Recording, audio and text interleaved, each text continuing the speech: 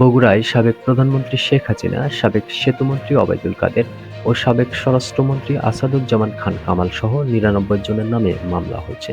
গতকাল রোববার শাওন ইসলাম নামের এক শিক্ষার্থী বাদী হয়ে মামলাটি করেন। ছাত্র জনতার আন্দোলনের সময় গুলি করে তাকে হত্যার চেষ্টার অভিযোগে মামলাটি করেন। বগুড়া সদর থানার ভারপ্রাপ্ত কর্মকর্তা সাইহান অলিউল্লাহ এ তথ্য নিশ্চিত করেছেন। বৈষম্যবিরোধী ছাত্র আন্দোলনের সময় কলেজ ছাত্র গুলিবিদ্ধ হওয়ার ঘটনায় ৯৯ জনের নাম উল্লেখ করে সদর থানায় হত্যা চেষ্টা ও বিস্ফোরক আইনে মামলা হয়। মামলায় অজ্ঞাত পরিচয়ে আরও ৩০০ থেকে ৪০০ জনকে আসামি করা হয়েছে। বাদী শাওন ইসলাম বগুড়া সদরের বাঘুপাড়া শহীদ দানেশ উদ্দিন স্কুল অ্যান্ড কলেজের উচ্চ মাধ্যমিকের শিক্ষার্থী। তিনি বগুড়ার শিবগঞ্জ উপজেলার লক্ষ্মীকুলা গ্রামের সুলতান মিয়ার ছেলে।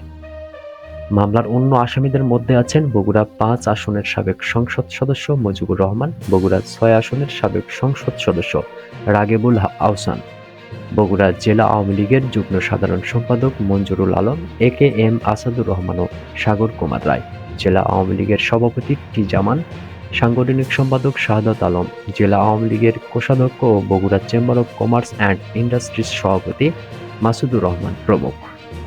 মামলার এজাহারে বলা হয়েছে, গত ৫ই আগস্ট দুপুর ১২টার দিকে বগুড়া শহরের প্রধান সড়কের ঝাউতলা এলাকায় আন্দোলন চলাকালে রিভলভার, পিস্তল, বন্দুক, ককটেল ও দেশীয় অস্ত্র নিয়ে ছাত্র জনতার উপর হামলা চালানো হয়।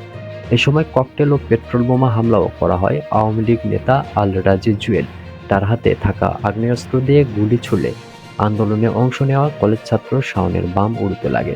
এতে তিনি রক্তাক্ত হন। যুবলীগ নেতা জাকারিয়া আদিল শটগানের গুলি ছুড়লে শাওন মাটিতে লুটিয়ে পড়েন। তাকে প্রথমে শহরের বেসরকারি স্বদেশ হাসপাতালে এবং পরে অবস্থার অবনতি ঘটলে বগুড়ার শহীদ জিয়াউর রহমান মেডিকেল কলেজ হাসপাতালে ভর্তি করা হয়। চিকিৎসাধীন অবস্থায় অবনতি ঘটলে ১২ সেপ্টেম্বর ঢাকার জাতীয় অর্থোপেডিক হাসপাতাল ও পুনর্বাসন প্রতিষ্ঠানে নেওয়া হয়।